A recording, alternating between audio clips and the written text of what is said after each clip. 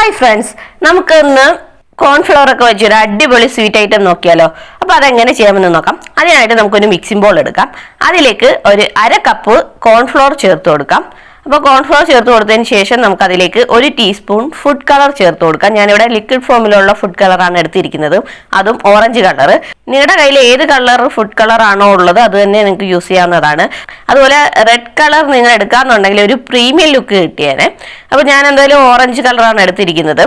ഇനി നമുക്കതിലേക്ക് 1/2 കപ്പ് വെള്ളവും കൂടെ ചേർത്ത് ഇത് നന്നായിട്ടൊന്ന് മിക്സ് ചെയ്യേണ്ടതാണ്. ഇപ്പം തന്നെ നമുക്ക് കാണാൻ സാധിക്കും ഒരു ഓറഞ്ച് കളർ ഇവിടെ വന്നിട്ടുണ്ട്. ഇത് ചെയ്ത് വരുമ്പോഴത്തേക്ക് നമുക്ക് ഏകദേശം ഒരു റെഡ് കളറിൻ്റെ അടുത്ത് വരുന്നതായിരിക്കും. എന്നാൽ പ്യുവർ റെഡ് കളർ കിട്ടത്തില്ല. റെഡ് കളർ കിട്ടിയാണെങ്കിൽ നല്ലൊരു പ്രീമിയം ലുക്കും കിട്ടിയേനെ. ഓക്കെ, അപ്പോൾ എന്തായാലും അതില്ലെങ്കിൽ ഉള്ള കളർ ചേർത്താൽ മതി. അതായത് റെഡ് കളർ ഇല്ലെങ്കിൽ ഉള്ള കളർ തന്നെ ചേർത്താൽ മതി. അപ്പോൾ എന്തായാലും കളറെല്ലാം ചേർത്തതിന് ശേഷം നമ്മൾ നന്നായിട്ടൊന്ന് മിക്സ് ചെയ്ത് മാറ്റി വെക്കേണ്ടതാണ്. അപ്പം അതവിടെ ഇരിക്കട്ടെ. ആ സമയം കൊണ്ട് നമുക്ക് സ്വീറ്റ് ഉണ്ടാക്കാൻ തുടങ്ങാം. അതിനായിട്ടൊരു പാൻ എടുക്കാം. അതിലേക്ക് 1/2 കപ്പ് പഞ്ചസാര ചേർത്ത് കൊടുക്കുക. അതുപോലെ ഗ്യാസ് ഓൺ ചെയ്യരുത്, സ്റ്റൗ ഓൺ ചെയ്ത് തീ ഓഫ് ചെയ്ത് വെച്ചതിന് ശേഷം മാത്രം നമുക്ക് ഈ പഞ്ചസാരയൊക്കെ ചേർത്ത് കൊടുത്താൽ മതി. അപ്പോൾ പഞ്ചസാര ചേർത്ത് കൊടുത്തതിന് ശേഷം നമുക്ക് അതിലേക്ക് ഒരു 1/2 കപ്പോളം വെള്ളം ചേർത്ത് കൊടുക്കാം. എന്നിട്ട് അതിലേക്ക് 1/2 ടീസ്പൂൺ നാരങ്ങ നീരും കൂടെ ചേർത്ത് കൊടുക്കാം. നാരങ്ങ നീരും കൂടെ ചേർത്ത് കൊടുത്തതിന് ശേഷം നല്ല രീതിയിൽ ഒന്ന് മിക്സ് ചെയ്തെടുക്കാം. മിക്സ് ചെയ്തതിന് ശേഷം മാത്രം തീ ഓൺ ചെയ്താൽ മതി. അപ്പോൾ തീ ഓൺ ചെയ്തതിന് ശേഷം നമുക്കിത് ഹൈ ഫ്ലെയിമിൽ വെച്ച് നന്നായിട്ടൊന്ന് കുക്ക് ചെയ്തെടുക്കേണ്ടതാണ്. അപ്പോൾ ഹൈ ഫ്ലെയിമിൽ വെച്ച് കുക്ക് ചെയ്ത് നമുക്ക് ഒരു പഞ്ചസാര ലായനി ഉണ്ടാക്കിയെടുക്കാവുന്നതാണ്.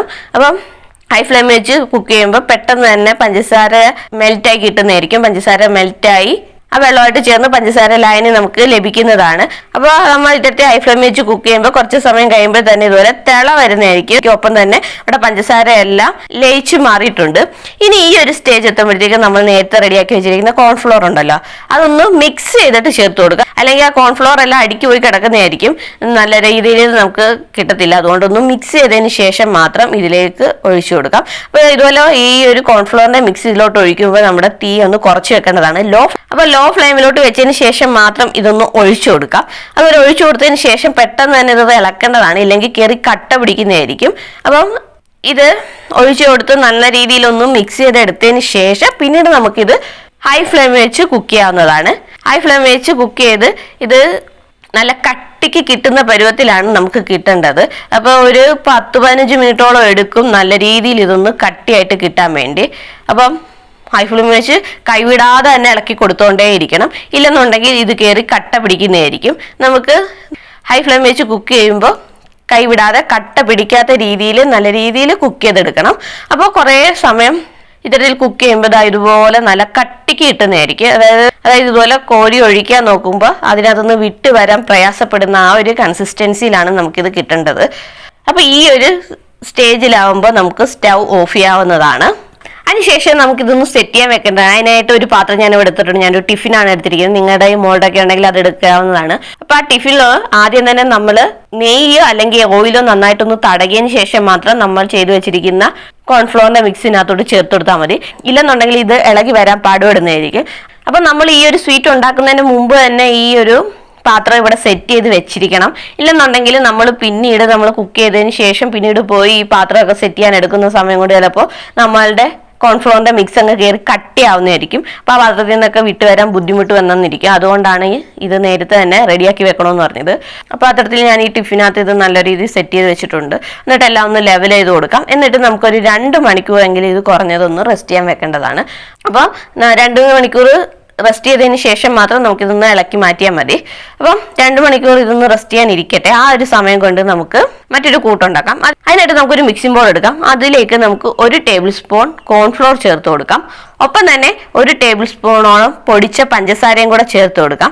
ഇത് രണ്ടും കൂടെ ചേർത്ത് കൊടുത്തതിന് ശേഷം നമുക്ക് നല്ല രീതിയിലൊന്ന് മിക്സ് ചെയ്തെടുക്കാവുന്നതാണ്. ഇത് രണ്ടും കൂടെ നല്ല രീതിയിലൊന്ന് മിക്സ് ചെയ്തെടുക്കേണ്ടതാണ്.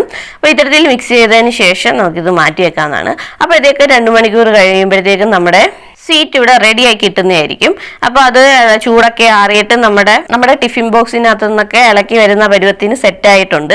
ഇനി നമ്മൾ ചെയ്യേണ്ടത് എന്താണെന്ന് വെച്ചാൽ ഇത് ഇളക്കി ഇടാൻ വേണ്ടി നമുക്കൊരു പാത്രം എടുക്കാം. അപ്പോൾ ആ പാത്രത്തിൻ്റെ ഫസ്റ്റ് ലെയറായിട്ട് നമ്മളിപ്പോൾ റെഡിയാക്കി വെച്ചിരിക്കുന്ന കോൺഫ്ലോർ ഷുഗർ പൗഡറിൻ്റെ മിക്സ് ഉണ്ടല്ലോ അത് ചേർത്ത് കൊടുക്കാം. ഇതിൻ്റെ പുറത്തായിട്ട് വേണം നമ്മൾ റെഡിയാക്കി വെച്ചിരിക്കുന്ന കോൺഫ്ലോറിൻ്റെ മിക്സ് ഇതിനകത്തോട്ട് ചേർത്ത് കൊടുക്കുക. അതായത് തിരിച്ചൊന്ന് കമത്തിയാൽ മതി, അപ്പോഴത്തേക്ക് ഇത് ഇളകി വരുന്നതായിരിക്കും. കാരണം എന്ന് വെച്ചാൽ നമ്മൾ നെയ്യൊക്കെ തടകി വെച്ചിട്ടുണ്ടല്ലോ, അതുകൊണ്ട് തന്നെ പാത്രത്തിൽ നിന്ന് പെട്ടെന്ന് ഇളകി വരുന്നതായിരിക്കും. അപ്പോൾ അത് ഇങ്ങനെ തട്ടി കൊടുത്തതിന് ശേഷം അതിൻ്റെ മുകളിലായിട്ട് നമ്മൾ റെഡിയാക്കി വെച്ചിരിക്കുന്ന കോൺഫ്ലോർ ഷുഗർ പൗഡറിൻ്റെ മിക്സ് ഉണ്ടല്ലോ, ആ പൊടി ഇതുപോലെ വിതറി കൊടുക്കാം. വിതറി കൊടുത്തിട്ട് നല്ല രീതിയിൽ എല്ലായിടും ഒന്ന് സ്പ്രെഡ് ചെയ്ത് കൊടുക്കുക. അതുപോലെ സൈഡിലായിട്ടും എല്ലാം നമുക്കിതൊന്ന് പറ്റിച്ചു കൊടുക്കേണ്ടതാണ്.